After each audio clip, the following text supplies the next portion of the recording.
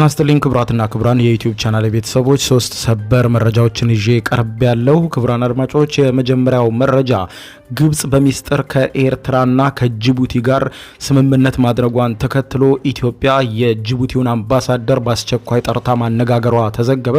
ይህ ጉዳይ ውጥረቱን እያባባሰው ይገኛል። በተለይም ኢትዮጵያ ለወጪ ንግዷ በብቸኝነት የምትጠቀምበትን የጅቡቲን ወደብ ለግብጽ ልማት ይሰጣል መባሉ አደገኛ ውጥረት ፈጥሯል። ለዚህም ነው ኢትዮጵያ የጅቡቲውን አምባሳደር በአስቸኳይ ጠርታ ያነጋገረችው።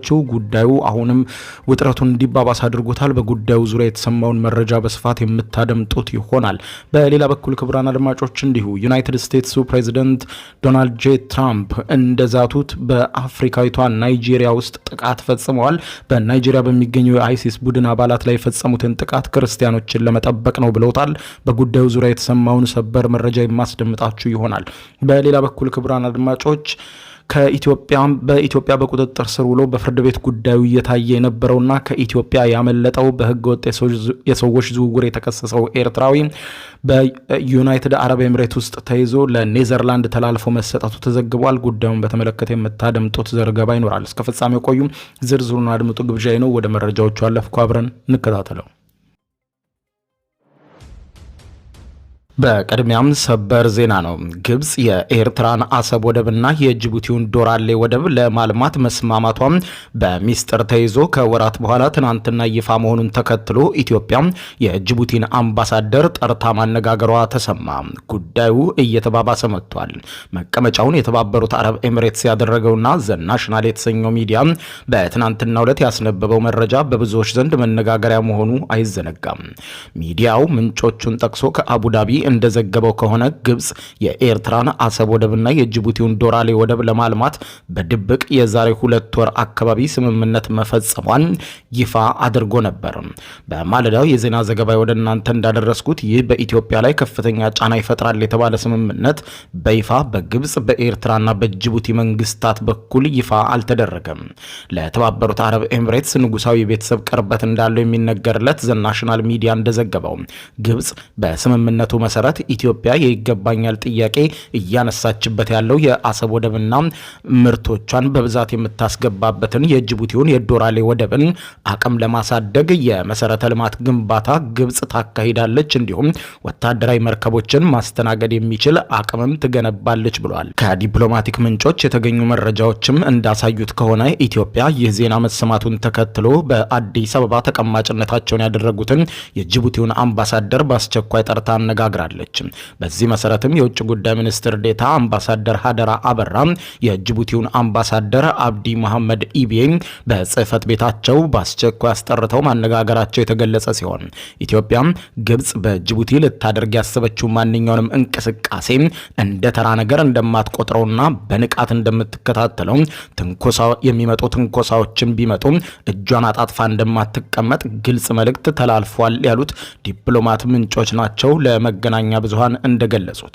ለስምምነቱ ከ2 ወር በፊት የተፈረመ ከሆነ ኢትዮጵያ አሁን አምባሳደሩን ለማነጋገር ለምን ፈለገች በሚል ጥያቄ ከመሰረት ሚዲያ የቀረበላቸው እኚሁም ለመገናኛ ብዙሃን መረጃ የሰጡት ዲፕሎማቱ ይህ የሚያሳየው ሀገራቱ ከግብጽ ጋር ያደረጉት ስምምነት በድብቅ ስለሆነ መንግስት የጠራ መረጃ እስካሁን ሊደርሰው እንዳልቻለ ገልጸዋል። የኢትዮጵያ መንግስት የአሰብ ወደብን የኢትዮጵያ ግዛት አካል አድርጎ እያቀረበው መሆኑን ተከትሎ ከዚህ ቀደምም ኢትዮጵያና ሶማሊያ በሶማሌላንድ ስምምነት ዙሪያ ውዝግብ ውስጥ ገብተው በነበሩበት ወቅትም ግብጽ በሶማሊያ ግዛት ላይ ወታደሮችን ማስፈር መጀመሯ ይታወቃል። ግብጽ ከኢትዮጵያ ጋር ከገባችበት የህዳሴው ግድብ ውዝግብ ጋር በተያያዘ እቅዷ ኢትዮጵያን በሁሉም አቅጣጫ መክበብ መሆኑን እያሳየች ነው። ከዚህ በፊትም በደቡብ ሱዳን በሶማሊያና በሱዳን ሞክረዋለች። አሁን ደግሞ በጅቡቲና በኤርትራ ልትሞክር ነው የሚሉት አንድ የቀጠናው ተንታኝ ስለ ሁኔታው ሲያስረዱ ከኤርትራ ጋር የተደረገው ስምምነት ፕሬዝዳንት ኢሳያስ አፈወርቂ ከ2 ወር በፊት ግብጽ ካይሮን በጎበኙበት ወቅት የተፈጸመ መሆኑን የተነገረ ሲሆን ስምምነቱ ግብጽ ወደቦቿ አካባቢ ወደቦቹ አካባቢ ለምታደርገው ወታደራዊ እንቅስቃሴ ህጋዊ መሰረት እንደሚሰጣትም ተገልጧል። ይህም ኢትዮጵያም በባህር በር ፍለጋ ለምታደርገው ጥረት ግብጽ የምታሳየው ተቃውሞና በቀጠናው ያላትን ተጽዕኖ የማሳደግ ፍላጎትም በግልጽ የሚያሳይ እንደሆነ ገልጿል። በሌላ ዜና ከናይጄሪያ ሰበር መረጃ ተሰምቷል። የአሜሪካ ጦር ኃይሎች ጠቅላይ አዛዥ የሆኑት ፕሬዚደንት ዶናልድ ጄ ትራምፕ ትናንትና አመሻሹን ጀምሮ በናይጄሪያ ሰሜን ምዕራብ በሚንቀሳቀሱ የአይሲስ አሸባሪ ቡድን አባላት ላይ ኃይለኛና ገዳይ የአየር ጥቃት መፈጸሙን አስታወቁ። ፕሬዚደንት ትራምፕ ትሩዝ ሶሻል በተሰኘው የማህበራዊ ሚዲያ ገጻቸው ላይ ባስተላለፉት መልእክት ጥቃቱ የታለመው ክርስቲያኖችን ኢላማ ለማድረግ በሚገድሉ አይሲስ አሸባሪ ቡድን አባላት መሆኑን ገልጸው እነዚህ አሸባሪዎች የክርስቲያንን ግድያ ካላቆሙ ዋጋ ይከፍላሉ።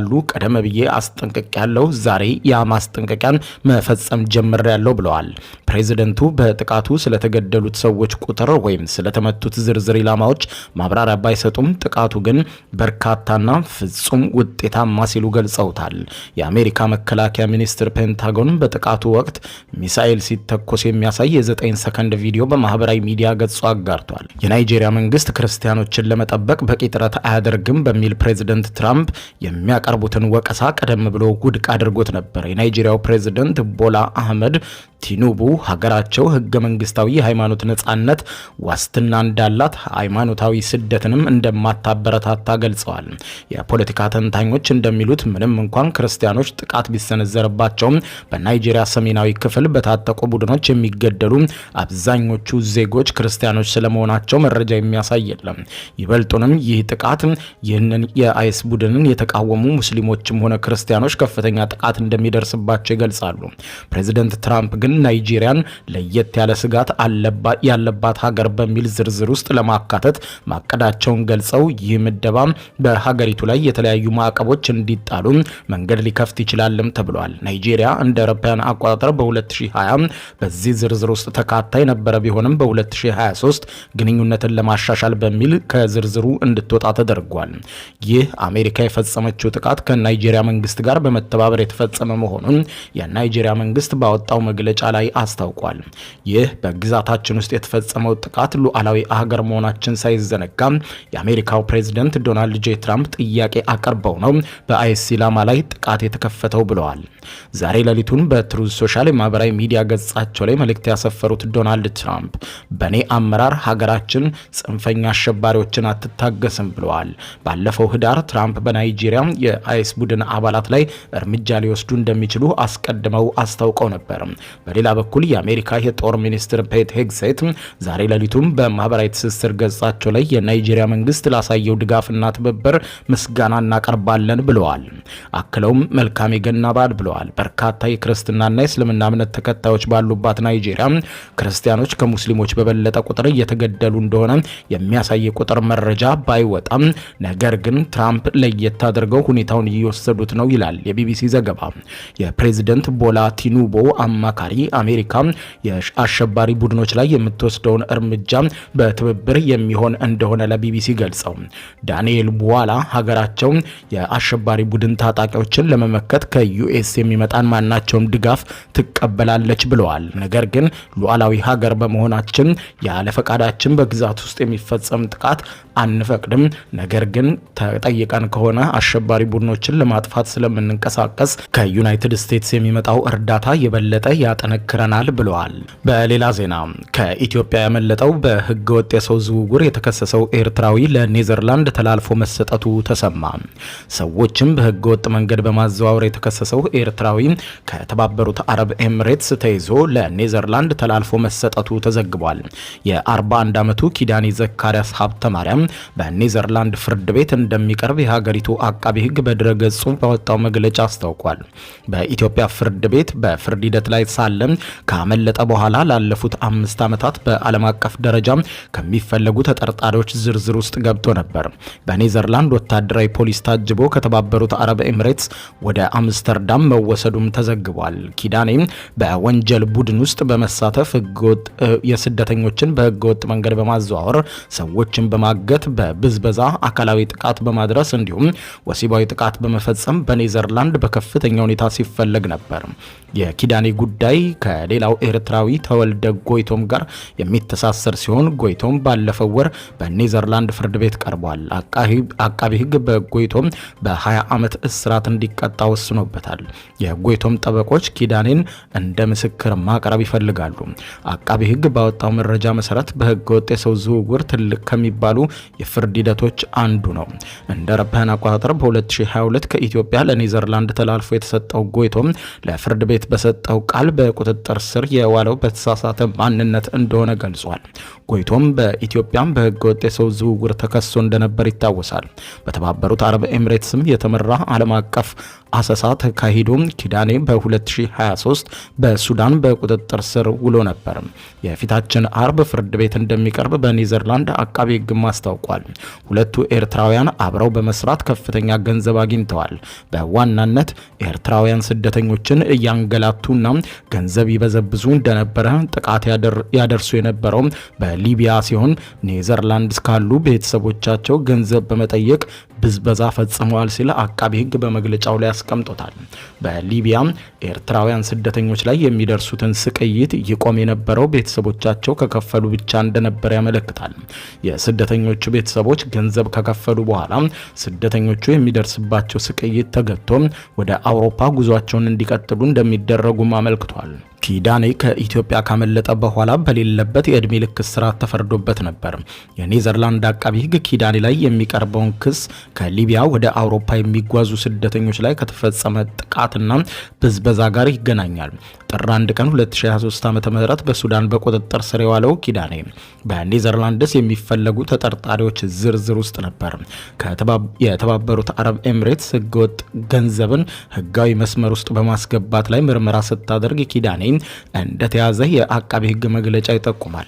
በተባበሩት አረብ ኤምሬትስ በቀረበበት ክስ ታስሮ ከቆየ በኋላ ለኔዘርላንድ ተላልፎ ተሰጥቷል። ከሁለት ኤርትራውያን በተጨማሪ ሌሎች 5 ተጠርጣሪዎችም ለወንጀል ቡድን ገንዘብ በመሰብሰብና በማስተላለፍ ፍርድ ቤት እንደሚቀርቡም ተዘግበዋል። የኔዘርላንድ አቃቢ ሕግ እንዳለው ምርመራ እየተካሄደ ያለው እንደ አውሮፓውያን አቆጣጠር ከ2014 እስከ 2020 ድረስ በተፈጸመው የወንጀል ድርጊት ነው። በዚህም ጣሊያን፣ ዩሮፖል፣ ኢንተርፖል እና የዓለም አቀፉ የወንጀል ፍርድ ቤት እንደሚሳተፉም ገልጿል። ክቡራን አድማጮች ለሰዓቱ ብታደምጧቸው መልካም ናቸው ያልኳቸው አጫጭር መረጃዎች የሰማችኋቸው ናቸው። ከሰዓታት በኋላ በሌላ መረጃ ተመልሰን እስከምንገናኝ በያለንበት የዓለም ዳር ቸር እንቆይ።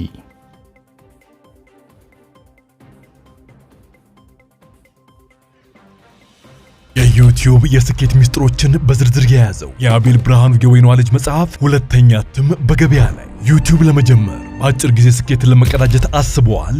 ዩቲዩብ ብጀምር ስንት ብር አገኘሁም ብሎ አስበዋል? እንግዲያውስ በዩቲዩብ 2 የወርቅ 3 የብር ሽልማቶችን ያገኘው የአቤል ብርሃኑ የወይኗ ልጅ የዩቲዩብ ሚስጥሮች መጽሐፍ በዝርዝር ሁሉንም ያብራራሉታል። ዛሬውኑ ገዝተው ህልሞን እውን የሚያደርጉበትን የዩቲዩብ የስኬት መንገድ ይጀምሩ። በሀገር ቤት አከፋፋይ አዲስ አበባ ሜክሲኮ ኮሜርስ መጽሐፍት መደብር። በውጭ ሀገራት ለምትገኙ ከአማዞን ላይ ብታዙ በቀናት ውስጥ ደጁ ይደርሳል። የአማዞን ሊንኩን እዚህ ቪዲዮ ኮሜንት ላይ ያገኙታል። የዩቲዩብ ሚስጥሮች፣ ዘመኑ ጋር ተፈላጊ መጽሐፍ።